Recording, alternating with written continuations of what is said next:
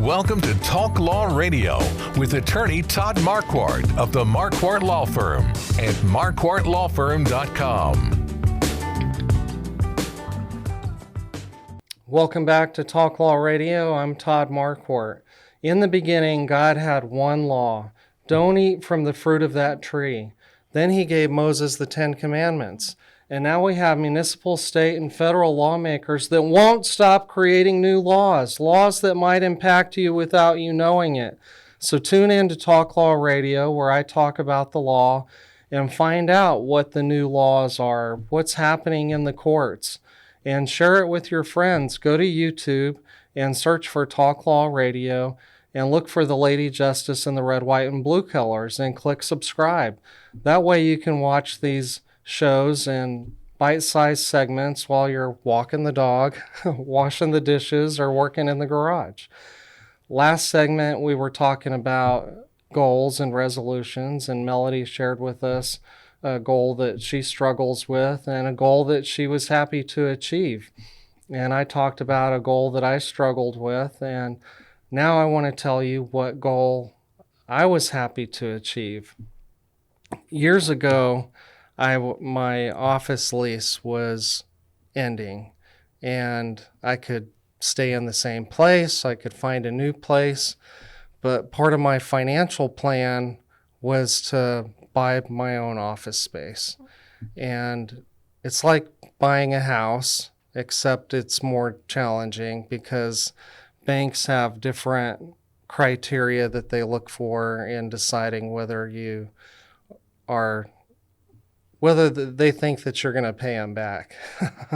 So I had a really fantastic banker that I had known for a long time before that, and she helped me, and it was very stressful, and everything that I went through to achieve that was well worth it. And so that's my biggest achievement so far.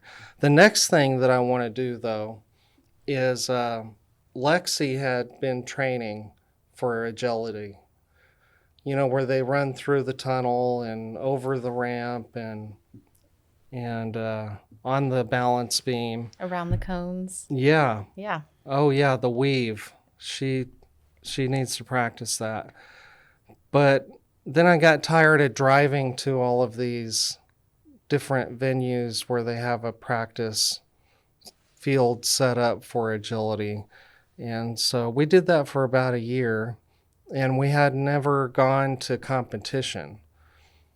She wants to win, but you have to sign up first. And of course, now we're going to have to go practice a little bit, to be brought up to speed.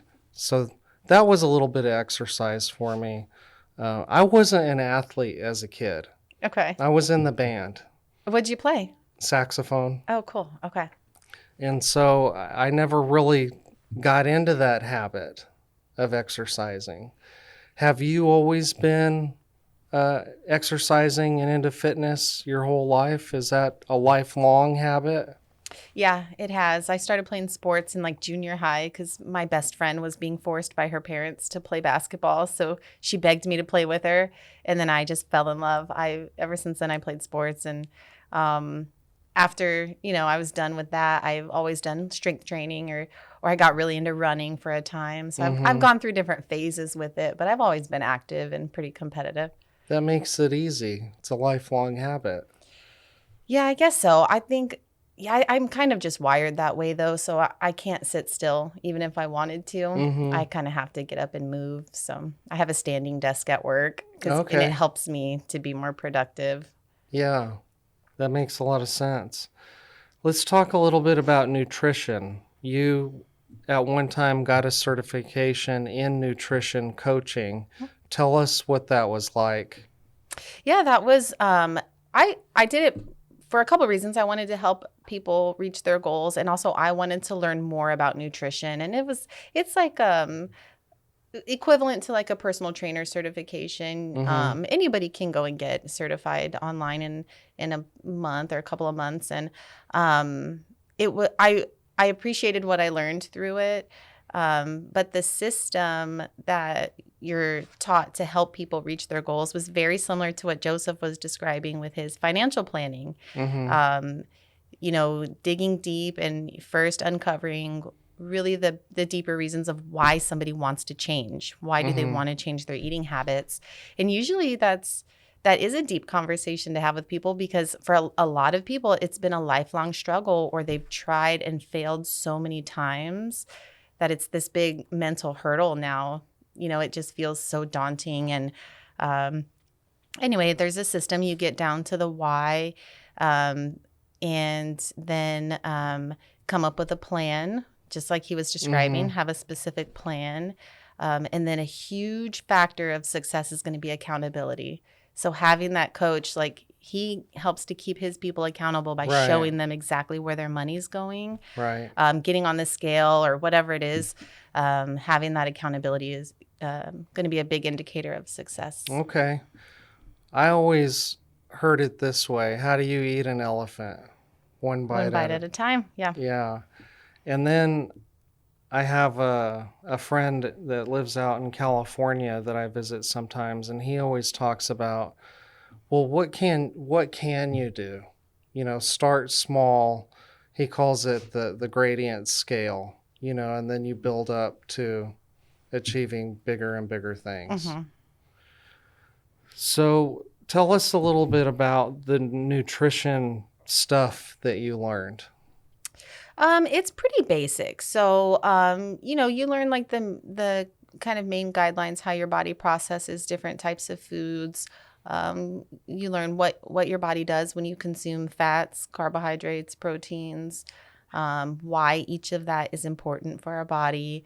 And so it helps to be able to really, a nutrition coach's role really should be to help educate and help the clients come up with a plan to reach their goal. What about all the fad diets out there, like keto, intermittent fasting, Mediterranean, paleo, vegan, plant-based, formerly known as vegetarian, DASH, Whole30, flexitarian, carnivore? I like carnivore. Which one do you like? It's something funny about that. I actually have, my two children. One's about to be 15. My daughter's 8. One of them wants to be all carnivore diet, my son, and then my daughter wants to be a vegetarian. So it's interesting cooking for them. They need to eat both. They need to eat meats and vegetables. But I think we don't know enough about, is one diet better than another, because our biology is so different from person to person that one person may be extremely healthy as a vegetarian. I know a woman who's in her 80s who had an autoimmune disease, and she says decades ago a doctor told her to eat only a vegetarian diet, and she's been healthy ever since. Yeah. And then I've heard stories where people have been cured of autoimmune diseases by going on an all carnivore diet. So I just think people's biology is so different. Yeah. There isn't a one size fits all. I think you have to kind of understand how your body reacts to different foods. That makes sense. One of the sponsors for the national radio shows is PhD weight loss. And that's what they talk about, at least in their ads. I've never called, but finding out how your body processes food. But that sounds like a lot of information to try and figure out on your own. Yeah, I recommend, if somebody has really if someone struggled for years or even decades to find what's the best diet, they should see a dietitian. But a dietitian is going to give you more like a prescription. And then someone who can help you along with that would be a nutrition coach who can take that information from your dietitian that's more scientific and dialed in and help you apply that in your day-to-day. Okay. Have you heard of the biblical diets? The one I know the best is the Daniel diet. The book of Daniel, where Daniel and his friends ate only vegetables or plants and water for periods of 10 or 21 days, avoiding meat, processed food, sugar, leavened bread. Have you tried any of the biblical diets? I haven't, but I would. I would do a Daniel fast. I haven't yet.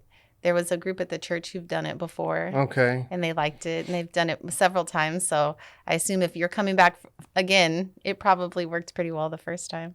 Right. How about all the supplements that are sold on TV, radio, online? The one that shows up in my Facebook feed all the time is the Chuck Norris Roundhouse Provisions. I guess because I'm a middle-aged male. Yeah. So sidebar, I went to get water the other day at H-E-B before the huge freeze. Mm-hmm. And I just needed a few jugs of water, and they were almost entirely out of water, except for this one jug of Chuck Norris water. Oh, really? I didn't know Chuck Norris had water. I didn't either. So I had to buy it, and it was fine. It was like alkaline water or something. But yeah. What was your question? What about the supplement supplements. fads? Yeah, I just don't think there's enough testing on supplements. I've gone through periods where I've done like whey proteins and things like that, but they have a lot of times metals in them. There's just not a ton of data to support like some of these different supplement fads. So I would not waste my money personally. I haven't wasted my money on supplements other than like a multivitamin in quite a while. I was just going to ask that. Yeah. Do vitamins help out over-the-counter type?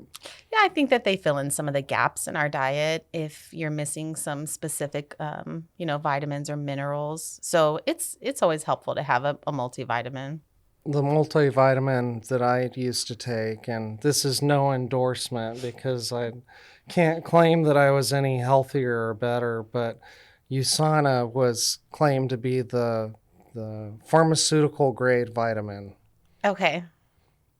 They were the purity and all of the different percentages of the different vitamins was tested and verified. Okay. Are you taking those now? No, that's another thing that I've lapsed on. But we have to take a break. When we come back, we'll talk about legacy. Todd Marquardt and Melody Smith. Stay tuned. This has been Talk Law Radio with attorney Todd Marquardt, brought to you by the Marquardt Law Firm. You can learn more at marquardtlawfirm.com. And be sure to listen to the full Talk Law Radio show Saturday mornings at 11 on 9:30 a.m. The Answer. Most families don't realize they have hidden legal blind spots until it's too late.